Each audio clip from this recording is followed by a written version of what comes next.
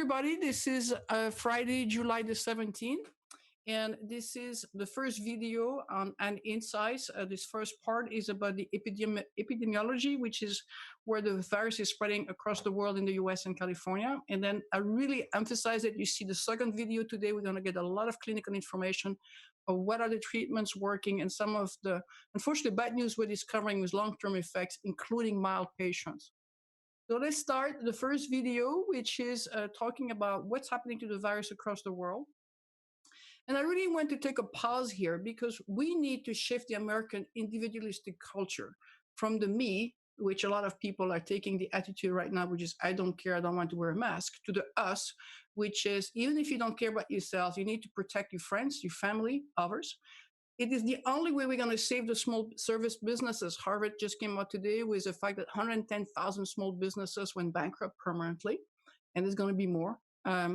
We need to help you to help the school reopen. If it is not safe, the school cannot reopen. The women can no longer go to work because they have to take care of the children there. And that is what we need to get the economy going so people can keep their job in the stock market and your portfolio and your savings will be. It is not just about wearing a mask. It is this cascade that I think we need everybody here. So please help post this video to your social network because I am trying to be apolitical and share the facts and the science to really help this country take over this pandemic. So let's look at the numbers. US, honestly, it's on its own. Brazil is kind of plateauing a little bit there. We'll talk more about that. India, unfortunately, is going to be passing Brazil pretty soon. Right now, we have 3 million cases in the United States, 2 million in Brazil, and 1 million in India. A nice round number. Unfortunately, the US, you're going to see that's 77,000 cases today. So we're going to talk about the upsurge, which is not just one location. It's the whole multiple outbreaks throughout the US.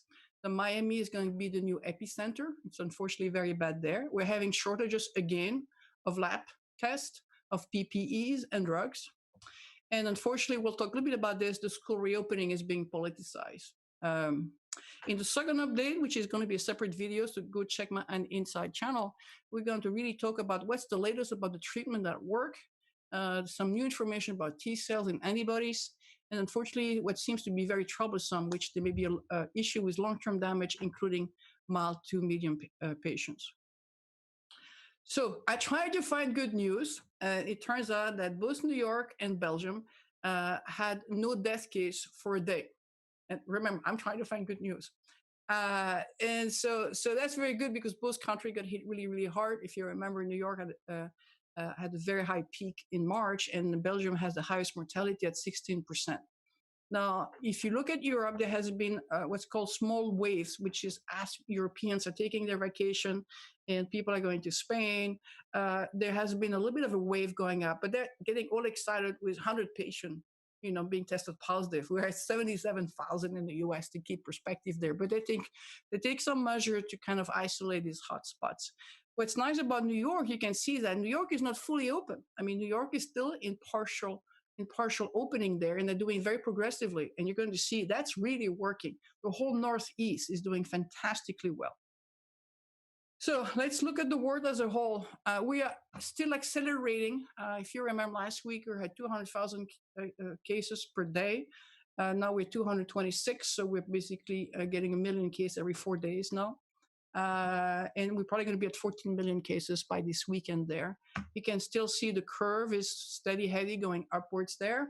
The number are pretty stunning. India, 1 million cases. So they have come very quickly in the last 4 to 5 weeks. And will probably, I suspect, in the next several weeks, they may take over Brazil in the growth rate. The US is on its own at 3.6 million cases. So let's take a look, but a deeper dive. If you look at the cases, that the US is really by themselves there. I mean, for a while we were like tag to tag with Brazil. We're pretty much, at 76 to 77,000 cases versus Brazil at 45,000. If for the people who watched the video a few weeks ago, the US was at 40,000, to try to give you some perspective. So we're close to double in a matter of a few weeks in our daily rate. India is a bit worrisome because India has been growing very steadily there and is now number 3 in the world. And then there's a bit of an outbreak in South Africa, which is 13,000 cases for, much smaller countryside. So, and then Russia, we're going to see then drop quickly to 6,000 cases, and then we drop quickly to lower case. Some good news, we're going to talk about Chile and Peru. They seem to have got some control. So the number of cases are going up, and we want to talk about why the mortality rate seems to be like a constant. Some good news a little bit too. If you remember, a week ago, Australia was black red. They had a major outbreak. They're trying to get under control. They've shut down part of Melbourne, so they're taking steps.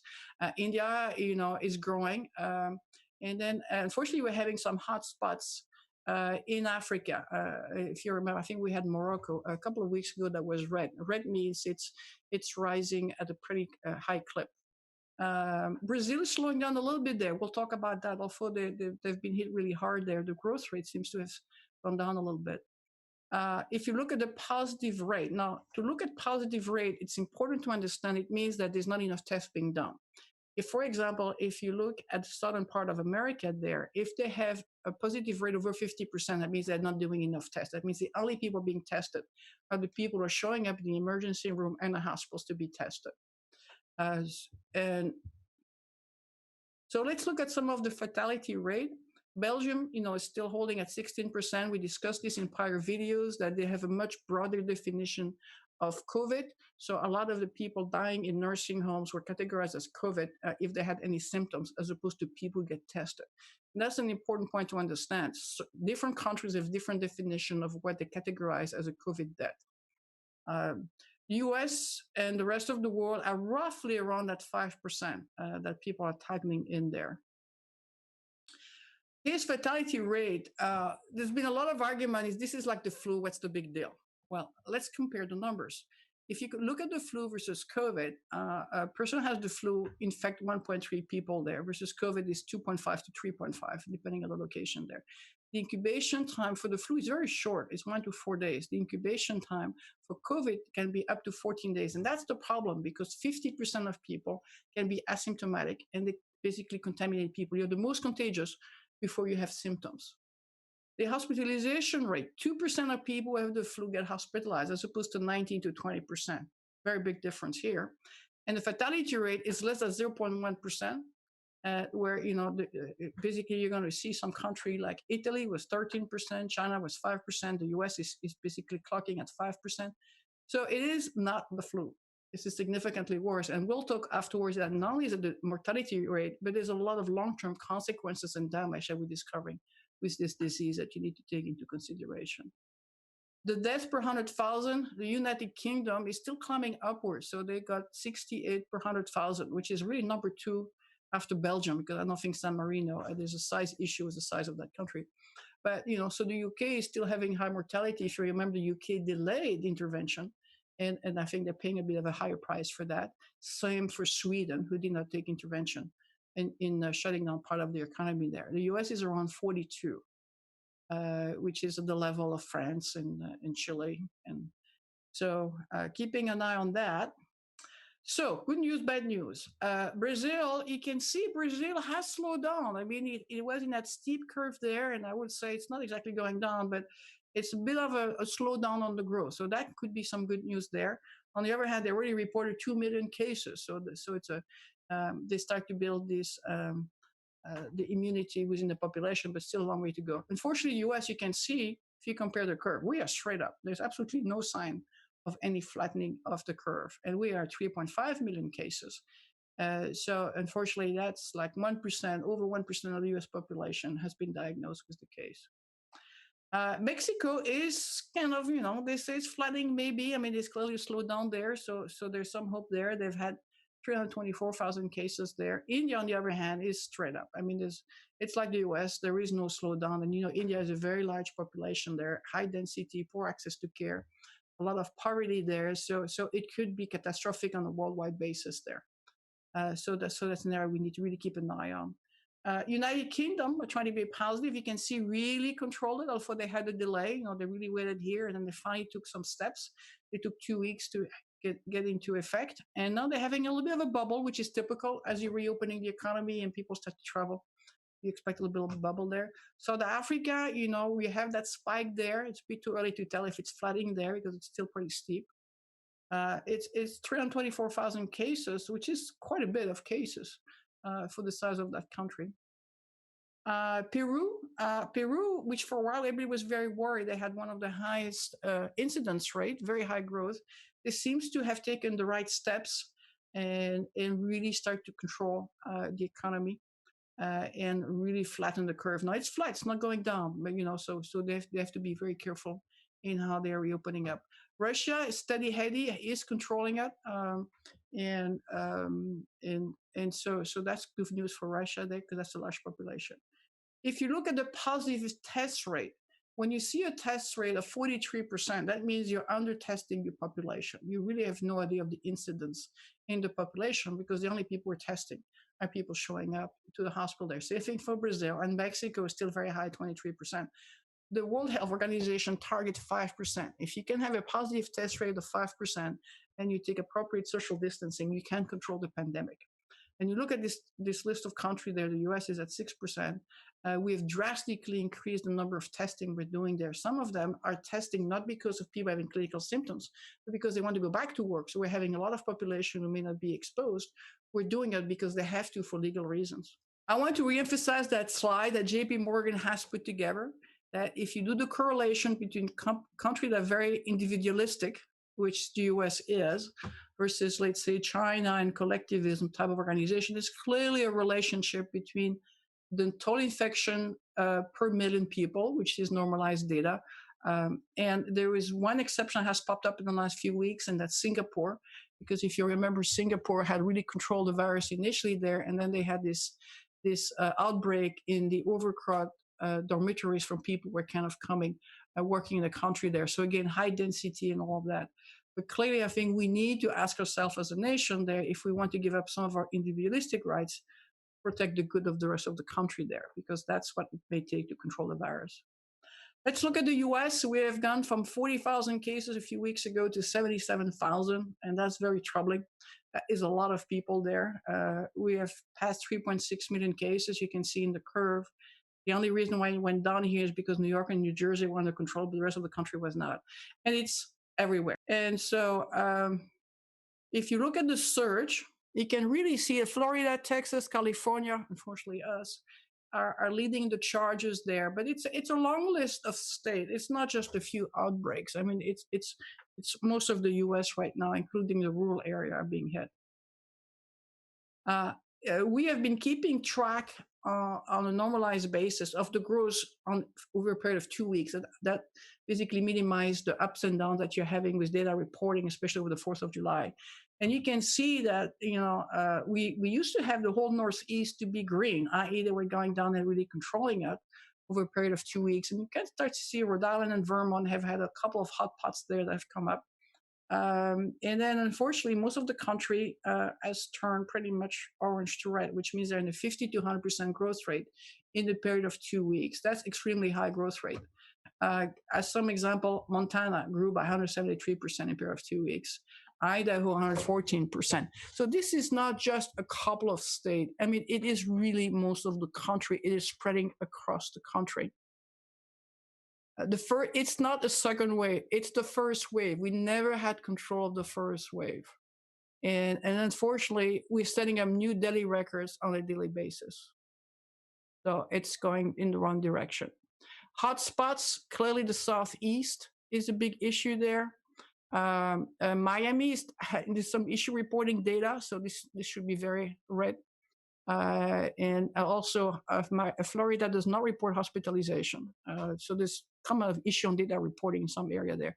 But clearly, the Southeast is kind of driving the crisis. Another way to look at this is to look week by week, and then you look at, again, the cases have been rising for the last 2 weeks. So again, that there is a community outbreak.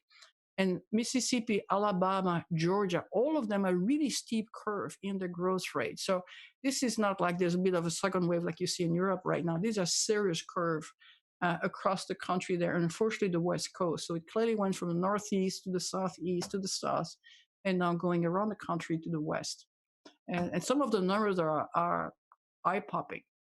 If you look at Florida, they got 69,000 cases in a week. That's just the state. Texas, 63,000. California, unfortunately, 54,000. It's low a low growth rate, but still pretty worrisome. And you can see that, it is across the country there that we're having these multiple outbreaks. The R now is the ratio of how many people are infected and how many people they contaminate. So the R now of 1 is that if I'm sick and I've had the disease as a ratio of 1, that means I only contaminate, infect another person. We went initially uncontrolled this disease as an R now of 2.5 to 3.5. China was able to bring it down all the way to 0.3 by doing these lockdowns, and the virus ran out of host to propagate itself. So what people don't understand is that the mask is stopping the spread, so the virus run out of places to spread. That's what it does. And so we need to do is to really have people to isolate themselves so the virus run out of place, and then we get rid of the virus. That's one of the ways they've done in Asia and in Europe.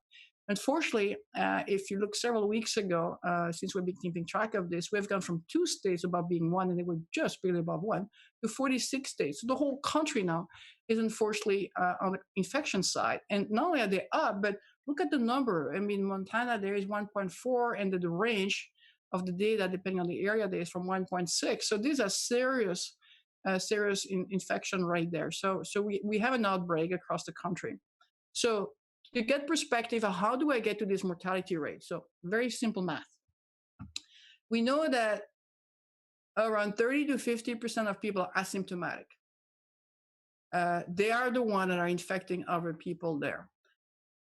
Around 80% of people who end up with the disease have mild to medium symptoms.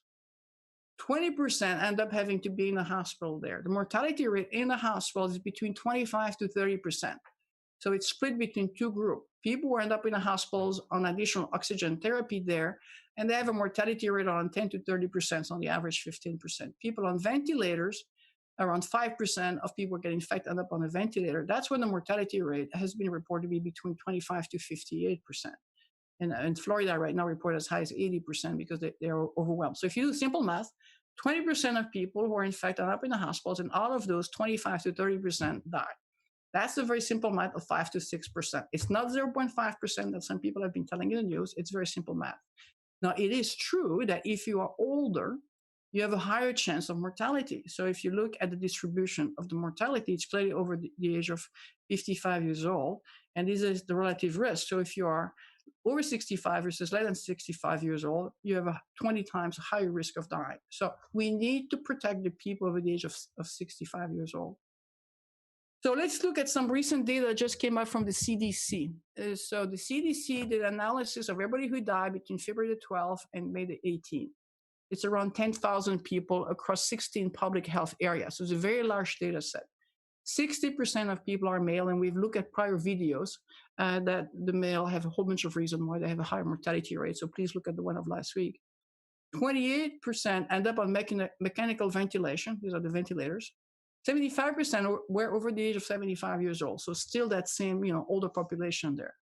But this is interesting. If you are below 65 years old, it's the Hispanic and the non-white that have twice the mortality rate of the white population there. And we're going to talk about this, that as the virus is spreading, the Hispanic and Black population are being hit much harder. And that may not be due to their skin color or their ethnicity, it's just occupational risk. They have to go outside, they get exposed, they're essential workers, and therefore they are much higher risk. This is important. 48% of the people who die below the age of 65 years old were diabetic. This is not a disease that basically kills you because of your age. It's your pre-existing condition. Diabetes, hypertension, any type of cardiovascular disease are the leading cause of death. And if you look at the numbers here, what were the underlying medical conditions? 76% of people die had at least one pre-existing condition: diabetes, cardiovascular, lung diseases, COPD, asthma, and immunosuppression. People have been on cancer chemotherapy or for other type of medication there. But if you look at the Hispanic population, most of the people are dying are the young ones. If you look at the white population, most of the people are dying are the older ones. Let's get perspective. At time, 130,000, it's really hard to get a sense on that. So 130,000, this is more than any flu season since 1918. More people die from this virus in the last 3 months than from any flu season. Let me repeat that slowly. This is not the flu. It's also more people that die from the Vietnam War, the Korean War, all added together there. You just add all these numbers, you're still below 130,000. We have now already passed the 1968 flu pandemic, which killed 1 million people worldwide.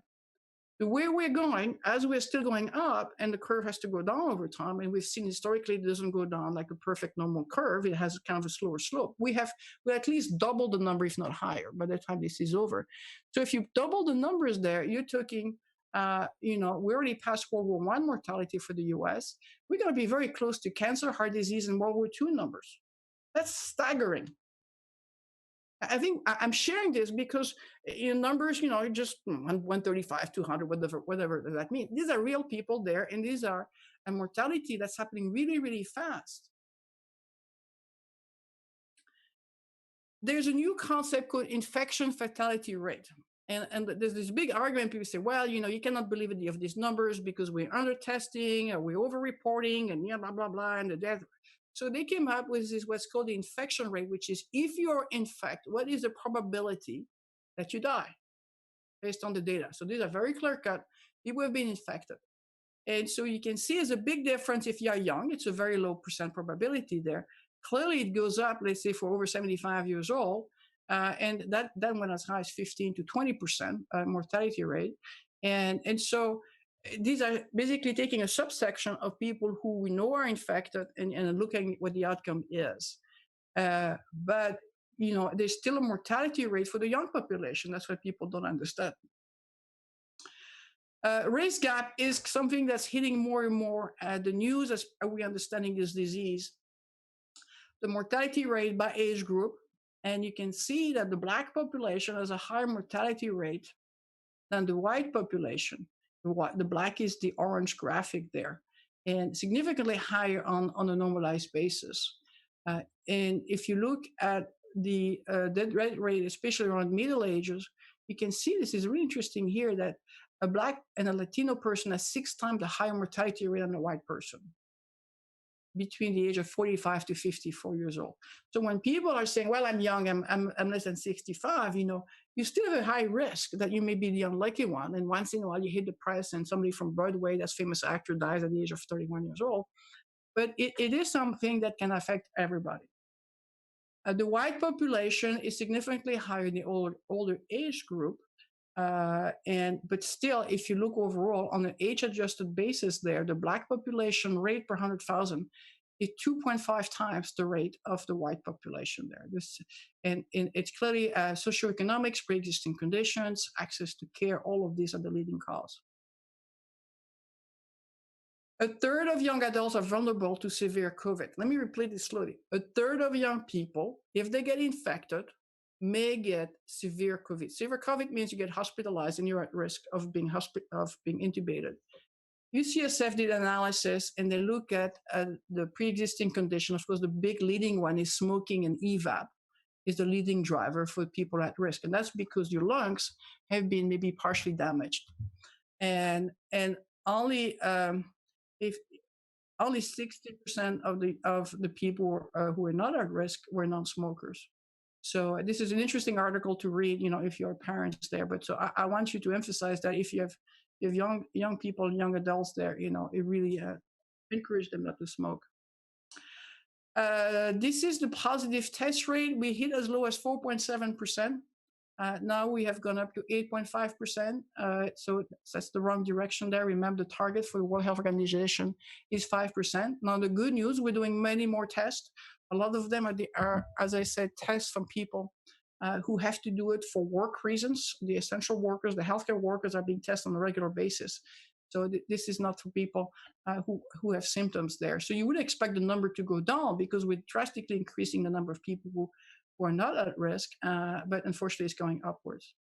So the US government has come up with some indicators that shows what's the necessary level you're doing. It's a function of the hospitalization beds, the positive rates, and all the other things. And they estimate that the US is only doing 1/3 of the necessary level, the minimum level that we're doing. Unfortunately, it's pretty much the whole country except the Northeast.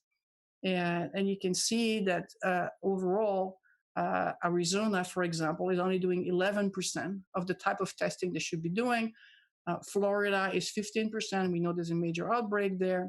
And I think, unfortunately, some of that gets politicized. I mean, I'm trying to be apolitical there, so I won't go into the detail there. But it's really important there because you can see when we start getting cases between 11% to 25%, so there's like maybe like 10 states, I don't, they're not doing enough testing.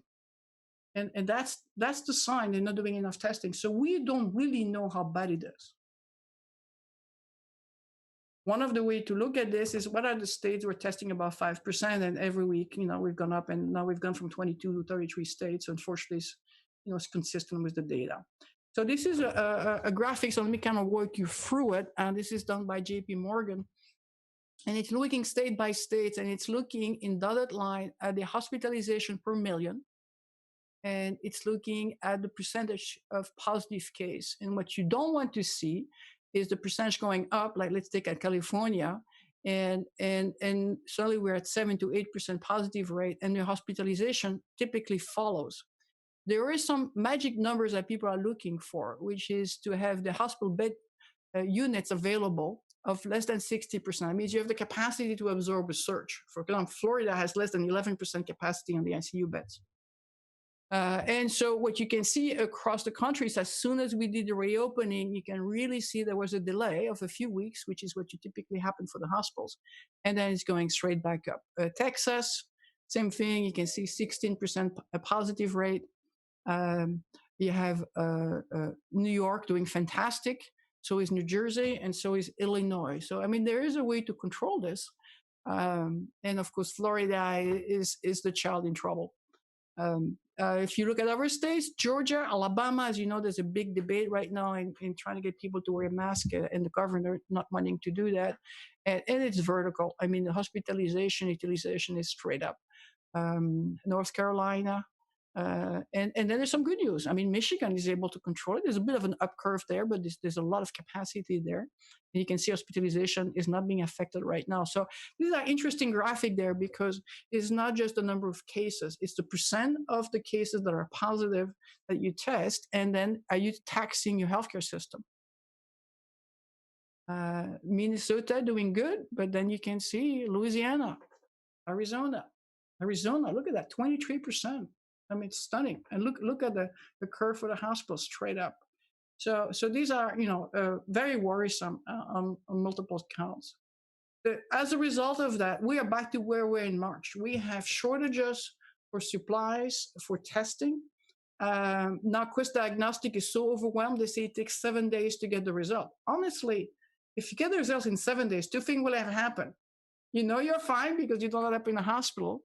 Unfortunately, you've contaminated everybody around you because you don't know you're positive. So we absolutely need to get a turnaround in 24 to 48 hours at the most, because that's when we can stop the spread of the virus. So the fact that this number is catastrophic. I was just told by Kaiser that Kaiser went from 30 hours to 5 days, and Kaiser is the big leading tester in the Bay Area.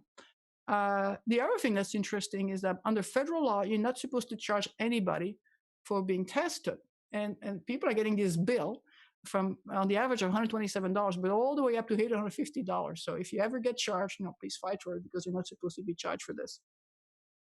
We are doing 695,000 tests daily. The target is 2 to 3 million. The head of the CDC gave a target of 3 million. Other people say it's 2 million. So we still don't have the capacity, and we're stretching the system there.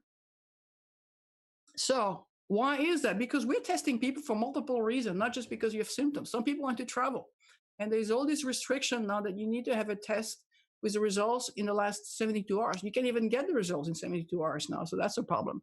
But look at all the places that basically restrain us. Basically, we're unwelcome in Europe, Canada, Mexico, Bahamas, French Polynesia, and the Middle East.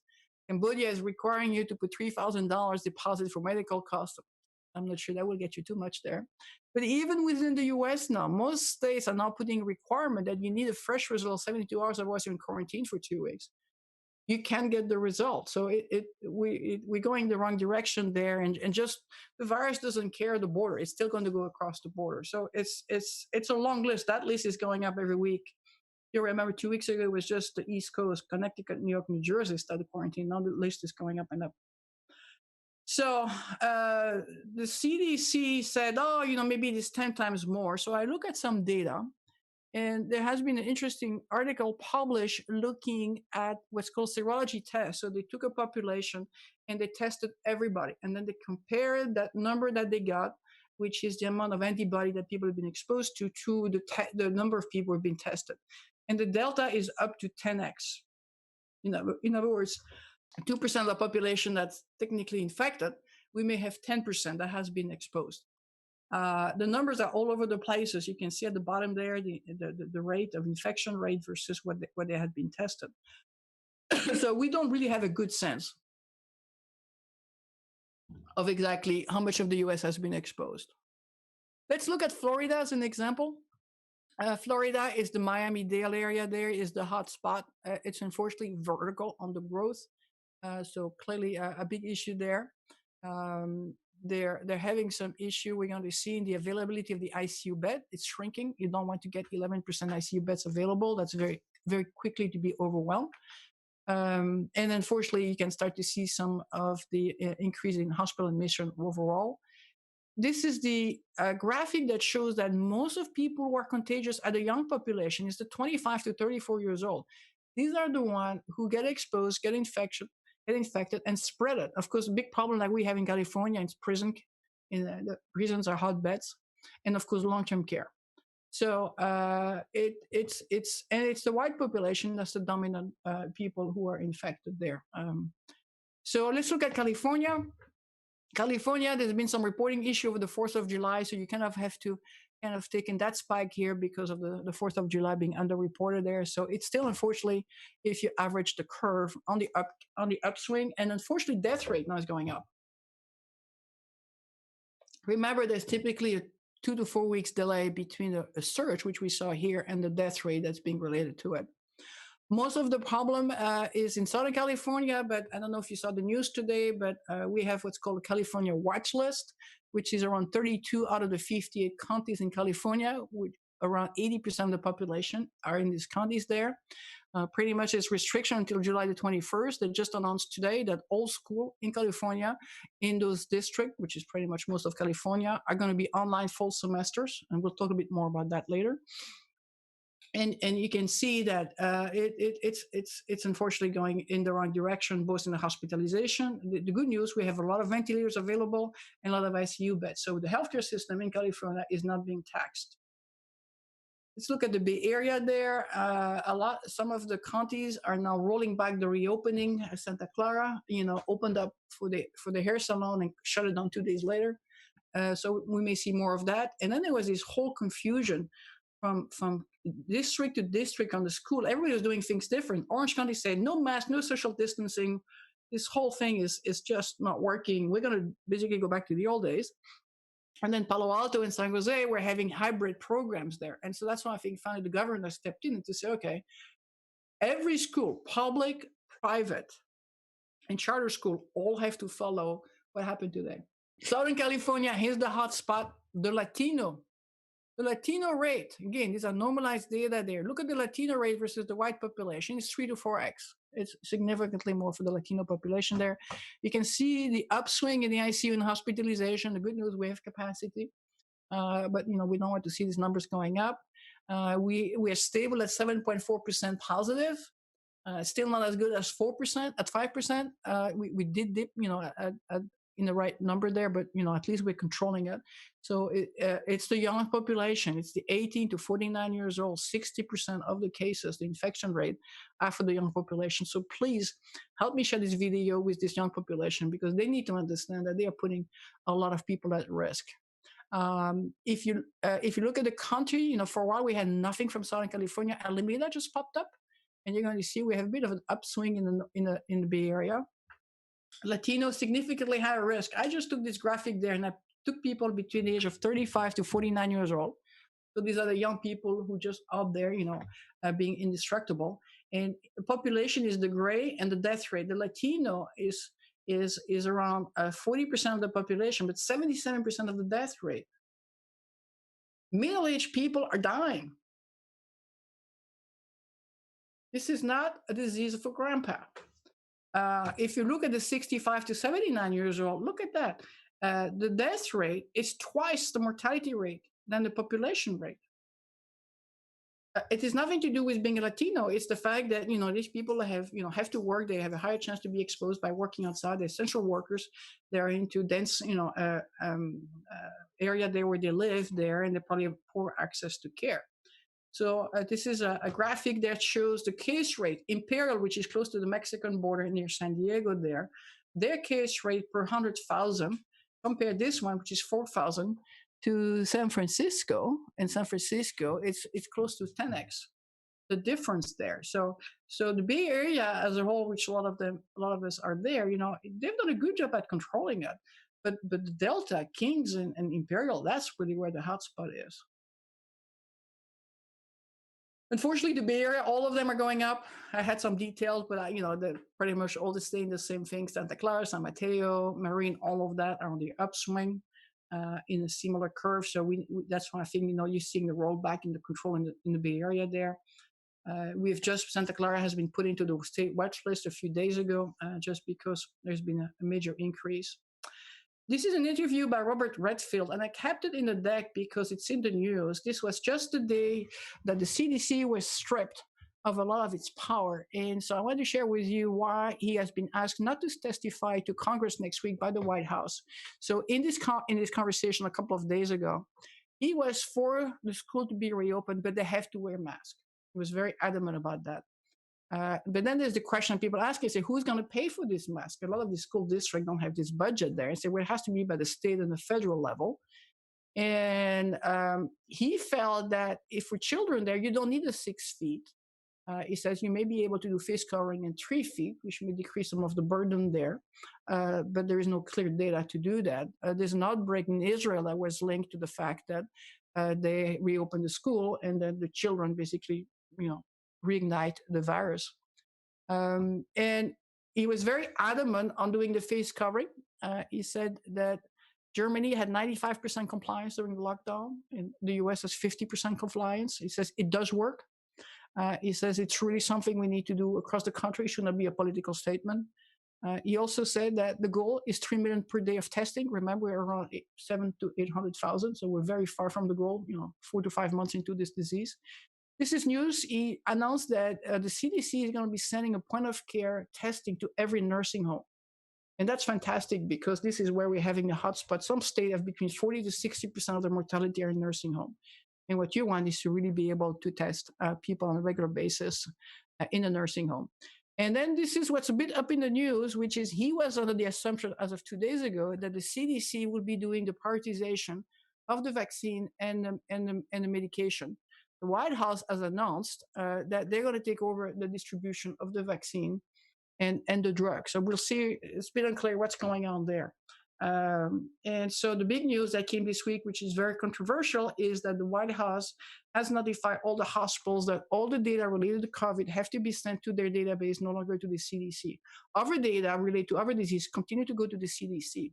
And of course, that's a huge hospital burden there because this is what's called a push, where you have to physically enter the data at every 250,000, 25,000 medical center in the country there.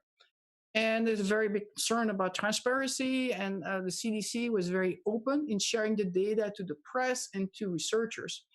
So, and the other thing that was a bit alarming is that they're going to use these data sets to decide who is going to get access to PPE and drug allocations. And it's unclear what the rules are. So that's something we need to keep an eye on. So this is the end of my review of the spread of the virus, and I'm going to take a pause for a few seconds there. And please go on my and Insights YouTube channels to see the clinical update because there's a lot of important information this week.